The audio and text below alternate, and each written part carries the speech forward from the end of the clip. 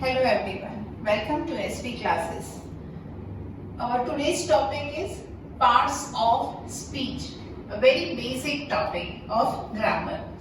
Now already you know grammar में parts of speech होते हैं और parts of speech में कितने parts of speech है grammar में? तो 8. Okay, so today I am just going to tell you about the definition of this parts of speech और उसके साथ उसका functional grammar.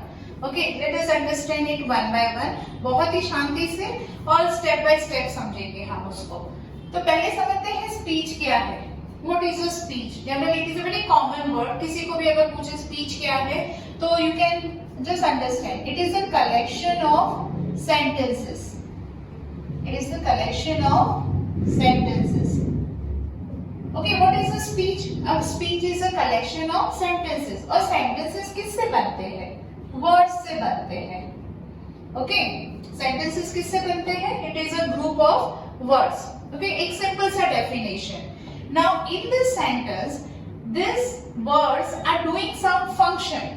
और ये कुछ ना कुछ, ये जो 8 हमारे पार्ट्स ऑफ स्पीच है उसमें से कोई ना कोई इससे डिफाइन होता है और वो कोई फंक्शन करता है. Now let us understand with a very simple example से समझते हैं. For example, Raju went to the market. Raju went to the market. Now in this sentence there are 5 words. 5 word यहाँ पे है. Raju went to the market. बहुत ही basic चीज तो almost सबको पता होती है कि भाई राजू क्या है? नाउन है. went क्या है? वर्ब है, क्योंकि वो कोई क्रिया बता रहा है, जाने की क्रिया बता रहा है, तो वर्ब है. राजू पर्सनल नाउन है. और टू क्या है? प्रेपोजिशन. द क्या है हमारा? आर्टिकल. आर्टिकल जो एडजेक्टिव का काम करता है. और मार्केट क्या है? नाउन. ये बेसिक चीजें तो ऑलमोस्ट सबको पता होती है कि भाई एक सेंटेंस में ये सब्जेक्ट है और ये ऑब्जेक्ट है. ओके, अब हम बात कर रहे हैं फंक्शनल ग्रामर की. फंक्शनल ग्रामर उसका मतलब क्या हुआ? जैसे देखो ये सेंटेंस है एंड ये सारे सेंटेंस इसी में से, जैसे राजू है तो राजू क्या है हमारा? नाउन है. वेंट क्या है? वर्ब है. टू क्या है हमारा? प्रेपोजिशन है. द क्या है? आर्टिकल जो एडजेक्टिव का काम करता है. और मार्केट क्या है? नाउन है. It means that in any sentence, कोई भी सेंटेंस में जितने भी वर्ड्स होते हैं वो कोई ना कोई पार्ट्स ऑफ स्पीच होते हैं. Now to understand and to learn spoken English, अगर आपको अच्छे से समझना हो स्पोकन इंग्लिश या तो बोलना हो, तो you should be able to know the function. उसका फंक्शन का मतलब क्या हो? जैसे राजू भी ऑलरेडी नो कि भी राजू नाउन है, पर what this noun is doing in this sentence, तो ये सेंटेंस में काम क्या कर रहा है? ओके, उसका काम क्या है यहाँ पे? तो वो किसका काम कर रहा है यहाँ पे? डूअर का. और उसको हम क्या कहेंगे? सब्जेक्ट. ऑलरेडी ग्रामर में हमें ये पता है कि भाई subject either it is a noun और प्रोनाउन. सब्जेक्ट क्या होता है? या तो फुल वो नाउन है या तो प्रोनाउन है. तो यहाँ पे नाउन हमारा क्या काम कर रहा है? सब्जेक्ट का काम करता है. ये भी तो नाउन है मार्केट, पर ये क्या काम कर रहा है? यहाँ पे ऑब्जेक्ट का काम कर रहा है. So what is the meaning of functional grammar? कि भाई we know, we are able to identify. हम पहला ही टॉपिक जो यहाँ पे पढ़ रहे हैं नाउन का, हमने ऑलरेडी प्रीवियस क्लासेस में छोटे जब थे तब से पढ़ते आए कि भाई नाउन क्या है? Naming words. नेमिंग वर्ड्स का मतलब क्या हुआ? दैट हमारे आसपास जितनी भी चीजें हैं उसका कुछ ना कुछ नाम तो दिया गया है. जैसे pen, pencil, chair, table, floor और डोर, ये सारे मींस के हमारे आसपास हमें जितनी सारी चीजें दिख रही है उसको कोई ना कोई नाम दिया गया है. तो उसको हम क्या बोलते हैं? नेमिंग वर्ड, यानी कि उसको हम नाउन कहते हैं. नाउन के there are 5 types of noun. हमने ऑलरेडी पढ़ा है, समझा है कौन कौन से है. Proper noun, common noun, collective noun, abstract noun और मटीरियल नाउन. सिर्फ एब्स्ट्रैक्ट नाउन थोड़ा अपनी फैमिली से अलग है. ओके, मेरे जो बाकी वाले बाकी वाले जो वीडियोस है, in that you would be able to know this. Today we are just talking about the very basic things, we are talking about very basic things today. हम बहुत डीप में नहीं जा रहे हैं। आप मेरे जब नाउन के वीडियोस देखोगे तो आप उसको और भी डिफाइन करके अच्छे से समझ पाओगे। अभी तो बस हम इतना समझ गए हैं कि नाउन के 5 प्रकार होते हैं और उसमें से अभी मैंने सिर्फ अभी आपको थोड़ा बता दिया कि भाई एब्स्ट्रैक्ट नाउन थोड़े अपने बाकी 4 भाइयों से थोड़े अलग है, बाकी तो सब ओके है। Okay, so that we will learn afterwards. तो यहाँ पे what I was talking is that noun is doing the function of a subject and it is also doing the function of a object. तो noun तो हमने identify कर दिया। हम लोग जनरली कैसे ग्रामर को समझते हैं कि भाई आइडेंटिफाई कर दिया कि भाई ये हमारा नाउन है, ये नाउन है, but function we should be able to know कि फंक्शन भी तो समझना पड़ेगा। तो यहाँ पे क्या काम कर रहा है, ये तो सब्जेक्ट का काम कर रहा है और ये क्या कर रहा है, यहाँ पे ऑब्जेक्ट का काम कर रहा है। तो हमारा पहला टॉपिक है नाउन। नाउन बहुत ही बेसिक है और उसमें हमने समझ लिया there are 5 types of noun and it will do, उसका काम क्या होता है सेंटेंस में, it may be either a subject और ऑब्जेक्ट, इसके सिवा उसका तीसरा कोई काम नहीं है। Now let us talk about the second topic, उसी से रिलेटेड है pronoun. Pronoun means it is used instead of a noun to avoid repetition in a sentence, it is used. For example अगर मैं एक दूसरा सेंटेंस लिखती हूँ यहाँ पे, Rohan scolded him. Rohan scolded him. Rohan is our noun और यहाँ पे क्या काम कर रहा है, सब्जेक्ट का काम कर रहा है। scolded हमारा वर्ब है और him क्या है, pronoun. Why it is a pronoun? Because him we are using for any person. Rohan scolded him. Rohan ने उसको डांटा, तो वो हम हिम किसके लिए यूज कर रहे हैं, किसी न किसी व्यक्ति के लिए यूज कर रहे हैं और वो व्यक्ति क्या हुआ, नाउन। तो हिम क्या है हमारा, प्रोनाउन, और हिम यहाँ पे क्या काम कर रहा है, ऑब्जेक्ट का। तो नाउन की जगह पे जो यूज होता है प्रोनाउन, तो नाउन के जैसा ही उसका काम है। जैसे noun is either a subject and object in a sentence, उसी तरह प्रोनाउन भी either it is a subject और ऑब्जेक्ट इन अ सेंटेंस। यहाँ पे आप देख ही सकते हो, रोहन स्कोल्डेड हिम, उसकी जगह पे अगर ऐसा होता ही स्कोल्डेड रोहन, तो ही is doing he is the subject, it is the doer और वो प्रोनाउन है। तो pronoun either it can be a subject और प्रोनाउन। ठीक है, तो हमारी ये बहुत ही बेसिक चीज हमने समझ ली regarding the noun and pronoun. अब आते हैं एडजेक्टिव पे।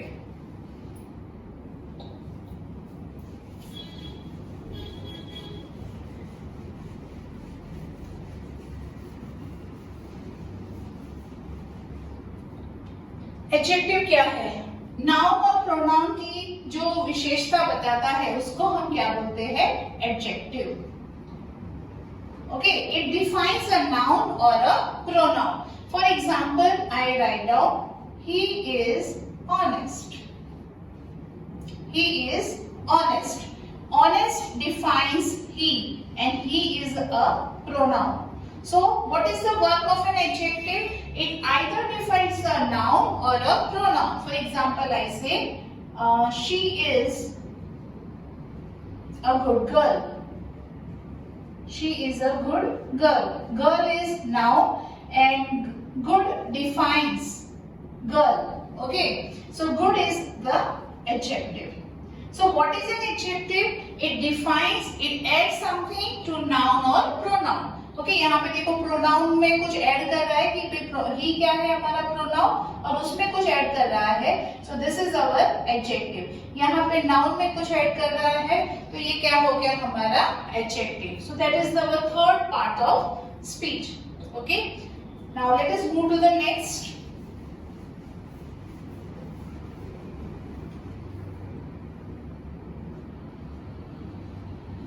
That is verb. Now verb is called the heart of the sentence. उसको heart of the sentence कहा जाता है। एक सिंपल सा मैं आपको एग्जांपल देती हूँ। For example, if I write stop, बस इतना कहने से आपको पता चल जाएगा स्टॉप का मतलब क्या है। मैंने सिर्फ रुकने को बोला है। At least you are able to understand कि भाई रुकना, स्टॉप करना है, रुकना है। Okay, so without a verb you can not make a sentence.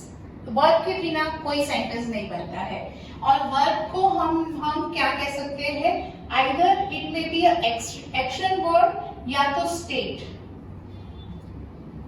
What is the function of the verb in a sentence? उसका काम क्या है कि भाई सेंटेंस में आइदर वो कोई एक्शन बता रहा है या तो फिर स्टेट बता रहा है। Now let us understand with the sentence. एक सेंटेंस से समझते हैं। For example, the boy plays cricket. The boy plays cricket. This is our noun. और प्लेस क्या है, वर्ब। क्रिकेट भी हमारा क्या है, नाउन है, ऑब्जेक्ट भी है। Now place is our verb. Now I will write one another sentence, he is well. वो अच्छा है, he is well. Now you can just see, पहले वाले सेंटेंस में boy is doing some action and what action he is doing, वो cricket खेल रहा है। So plays it shows a action, तो उसको हम क्या बोलेंगे, it is an action word. But in the second sentence देखो यहाँ पे क्या है, he is well, तो वो एक state परिस्थिति बता रहा है, तो he को हम क्या बोलेंगे, stative verb जो state बता रहा है। एक और भी है possession, इसी में आता है possession। जैसे कि एक तीसरा सेंटेंस लेते हैं, he has a car, he has a car. तो हैज क्या बता रहा है, हैज इज अ वर्ब, और वो क्या बता रहा है, पोजेशन, मालिकाना हक। ओके, तो हैज भी हमारा क्या है, वर्ब है, तो it may even show the possession. So what is the function of the verb, verb का फंक्शन क्या होता है सेंटेंस में। और next topic is adverb. Okay, from the word itself you would be able to understand. Adverb का मतलब है it qualifies a verb. Okay, let us understand with, generally आपको पता है कि it qualifies a verb, but उसके सिवा भी उसके और भी फंक्शंस है। Okay, so let us understand with the examples. For example, he runs slowly, he runs slowly. Next is, he runs quite slowly.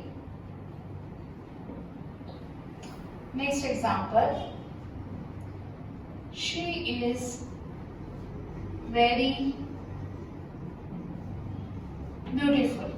Okay, now let us understand with this three example. जैसे मैंने आपको शुरू में ही बताया था कि भाई हम उसका फंक्शन हम ऐसे आइडेंटिफाई तो कर लेंगे कि भाई स्लोली यहाँ पे हमारा एडवर्ब है, बट उसके बाद हमें ये भी आइडेंटिफाई करना पड़ेगा कि भाई और क्या काम कर रहा है वो यहाँ पे सेंटेंस में, what it is functioning. Okay, तो यहाँ पे स्लोली किसको क्वालिफाई करता है, तो रन्स, तो रन हमारा क्या है, वर्ब। तो what we are able to understand that an adverb qualifies a verb. Okay, through the first example, he runs slowly. Simple से example है, वो कैसा दौड़ता है, slowly, तो दौड़ने को qualify करता है, तो it qualifies a verb and that's why it is a adverb.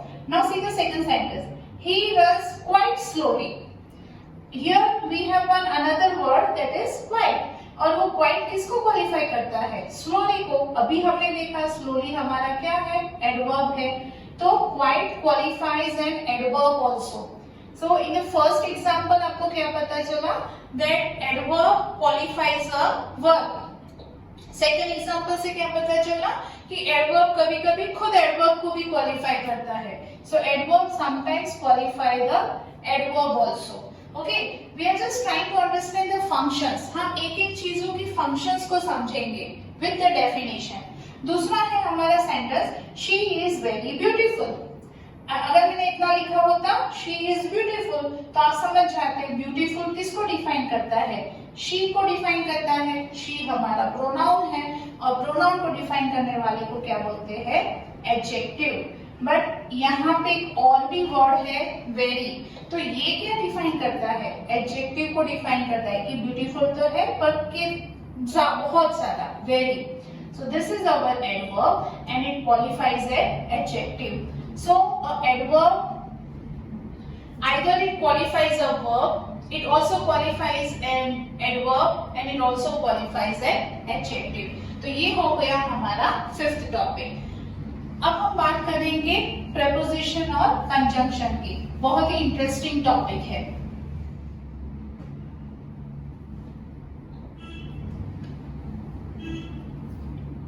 हमारा नेक्स्ट टॉपिक preposition.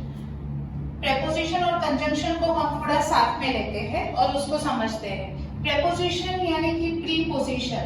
preposition उसका मतलब है कि नाउन के पहले आता है. उसकी पोजीशन क्या है? नाउन के पहले. और उसको हम रिलेटिंग वर्ड्स कहते हैं.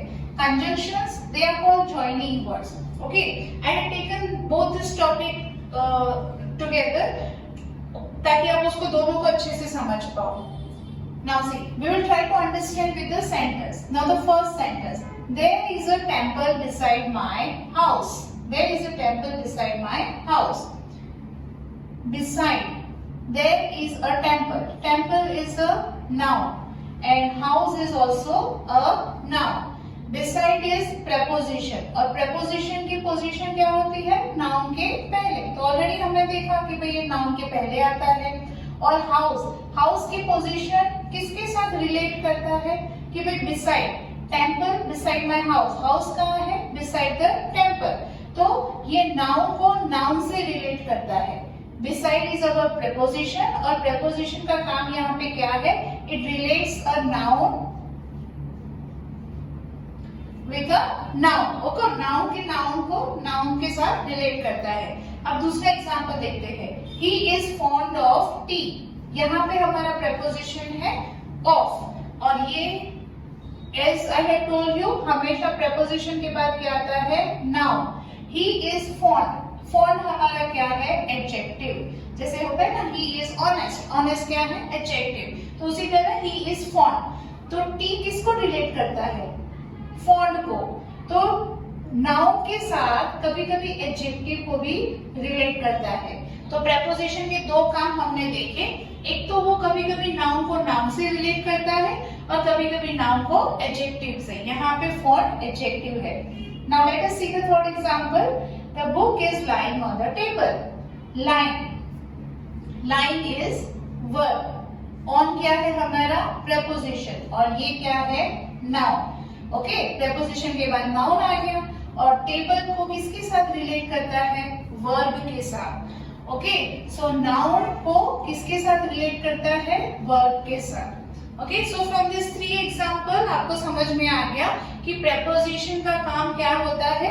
कभी कभी वो noun को noun से रिलेट करता है, कभी कभी noun को adjective से and sometimes noun with a verb. Okay, वैसे देखा जाए तो preposition पे हम भरोसा नहीं कर सकते क्योंकि वो कभी भी पार्टी चेंज करता है. कभी कभी noun को noun से रिलेट करता है, कभी कभी adjective से, तो कभी कभी verb के. कंपेयर टू दैट अगर देखा जाए तो कंजंक्शन बहुत ही ट्रस्टवर्दी और वफादार है. क्यों है? और मैं आपको समझाती हूँ एग्जांपल से. He came after I had left. After is our conjunction और ये किसको ज्वाइन करता है? This shows the relation. वो रिलेट करता है और ये कंजंक्शन का काम क्या है? ज्वाइन करता है. अब देखो he came, यहाँ पे हमारा वर्ब है. ठीक है, तो ये हमने समझ लिया कि भाई what is the verb of the preposition? It is a relating words and now we are going to understand conjunctions. Okay, तो उसको समझने के लिए let us understand this sentence. He came after I had left. He came it is the verb, it gives a complete sense और ये क्या है? clause. I had left ये भी क्या है? clause and this is our conjunction. तो एक क्लॉज को क्लॉज के साथ ज्वाइन करता है. मैंने आपको अभी बताया कि ये बहुत ही ट्रस्टवर्दी है, वफादार है, पार्टी चेंज नहीं करता. तो आपने ये एग्जांपल से भी समझ लिया कि भाई उसका काम क्या है? वो क्लॉज को क्लॉज के साथ ज्वाइन करता है, नाउन को नाउन के साथ ज्वाइन करता है, एडजेक्टिव को एडजेक्टिव के साथ ज्वाइन करता है, फ्रेज को फ्रेज के साथ ज्वाइन करता है. ओके, तो इसका मतलब क्या है कि you can trust on conjunction. Okay, so this was our second last topic and our last topic is interjection. Interjection, it is used to express any sudden emotion or feeling. For example, hooray, we won the match. Hooray, we won the match. हमने match जीत ली. तो hooray क्या बताता है? It shows a sudden emotion. दूसरा example है जैसे alas, bravo. Okay, so it is a very easy topic in parts of speech. So आज हमने क्या समझा? हमने सिर्फ एक definition. We just try to understand the definition of this 8 parts of speech, and with that we have just tried to understand that what is the function. जैसे preposition तो आपने समझ लिया कि भाई on, in, at, under ये सारे preposition है, पर preposition करता क्या है, उसका function क्या है, तो ये भी हमें समझना जरूरी है. So this video I had just told you in brief that what are parts of speech और parts of speech का grammar में क्या use होता है. I hope you would like my video. Please like, share and subscribe. And for my detailed explanation of each and every parts of speech, you can just go through my other videos. Thank you.